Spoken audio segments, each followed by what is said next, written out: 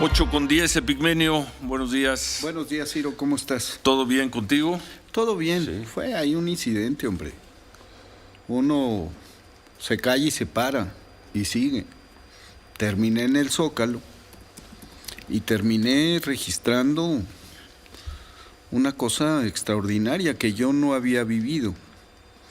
Una vez en Morelia, Michoacán, con Cuauhtémoc, hicimos 2 horas para caminar ¿En el 94? en el 2000. Campaña.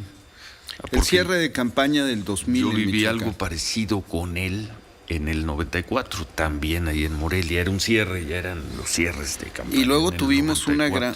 94. Era imposible caminar. Pero nunca me imaginé. Eso sucede con los candidatos, la efervescencia de la campaña. Sí. Me pasó con López Obrador en Paraíso, en Cárdenas, en Minatitlán, en Monterrey. Pero que un gobierno convoque una marcha y se pierda en la marcha, eso es un fenómeno del que yo no tengo memoria. Y mira que estuve con Torrijos, con Ortega en los tiempos del sandinismo, y siempre hay controles. Nunca se dice, la descubierta somos estos, ábranos. No se abrió. El mar no se abrió, se cerró. Y se avanzó a razón de 1 kilómetro por hora. En un clima que, siendo gobierno a 4 años, en la polarización de la que se habla, podía haber provocado cualquier cosa. Cualquier cosa. Desde expresiones de rechazo, desde la indiferencia, desde el agravio. Y lo que sucedió, a mi juicio, es la expresión de un proceso de fusión único entre un dirigente, un gobierno y un pueblo. Con sus simpatizantes, que son muchos, con sus militantes. Era impensable que en esa multitud aparecieran 100 personas gritándole cosas al presidente López Obrador. Podía haber aparecido 2 personas, 3 personas, pudo haber habido cualquier cosa porque tú no controlas. No, de acuerdo. Si desatas un tsunami, no lo controlas. Eso es a lo que me refiero. Y de eso hablo. Me parece que es un fenómeno extraordinario, único. He cubierto muchos movimientos sociales en muchos países, en mi país muchos años. He estado en muchas manifestaciones. Y lo que vivimos este domingo en particular, yo por lo menos, no lo había vivido nunca. Después de estar en la marcha del desafuero que tú cubriste, ¿te acuerdas que hicimos un despliegue para cubrirla? No, se transmitió. Tú la transmitiste. Canal 4. Sí, Bueno, transmitiste CNI, desde uno de Canal nuestros 40. camiones. Sí. Entonces, 2004, 2005. y esa marcha hicimos ese despliegue de colocar las unidades móviles y yo me fui todo el tiempo caminando. Y entré al Zócalo también. Pero este apeñuscamiento no lo había visto. Y no fue exclusivo de López Obrador. Todos los gobernadores iban perdidos en sus contingentes. Los secretarios de Estado.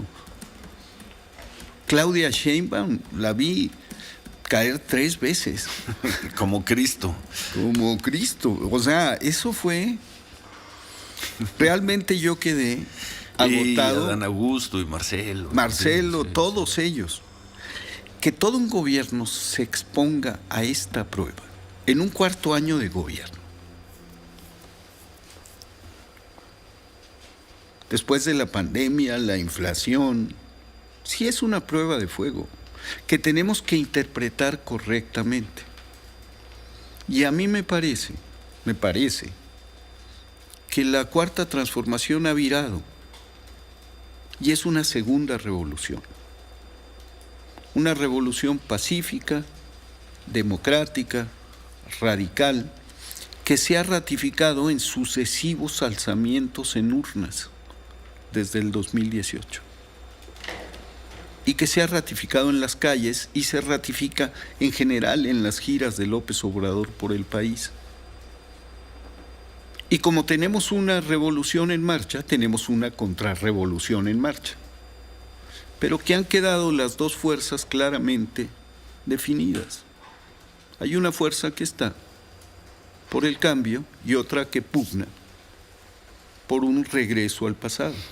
Ellos no dicen eso, ni creo que lo que plantean sea un regreso al pasado, pero bueno, creo que sería más claro decir la propuesta, el movimiento, la transformación, la revolución, como la llamas tú, de este movimiento del López Obradorismo contra la del no López Obradorismo o anti-López Obradorismo. Y está bien, ¿cuál es el problema? No, yo no digo que sea problema. Todo pacífico, nadie por estas... Digo que no es no digo que sea problema, digo que es una realidad, que así está. Que de un lado hay propuestas y del otro lado en general, lo que hay es mucha resistencia a cualquier propuesta. Y un odio, pues, ¿qué te diré? Patológico. Pero, bueno, ya no vamos a rezar porque hemos hablado 30 semanas de ese odio que lo termina expresando. Que vemos en cada cosa, en cada crítica. Sí. Se fijan en detalles, que si pero yo me caí, que si no, y no ven el fenómeno. Era una buena nota y era una buena imagen. Tú eres un personaje, te guste o no te guste. Sabemos que eres muchas cosas más, pero también es un personaje público. Sí, y como personaje público eras nota, ver una imagen tuya caído, te faltaba el aire, es nota, pues ¿cuál es el problema? A mí me apena mucho, me apena mucho porque entonces se pierde el foco. Pero no se perdió el foco, fue un momento de lo mucho que se transmitió. Se meten a decir sandeces, cuando lo principal y lo que nos debería ocupar es que aquí, más allá de la pretendida división del país en dos mitades, cosa que no es cierta. Hay, en efecto, una minoría poderosa, 25, 30 millones de personas, que tienen una visión muy enconada y muy firme en contra de López Obrador. Sí. Está bien, qué bueno.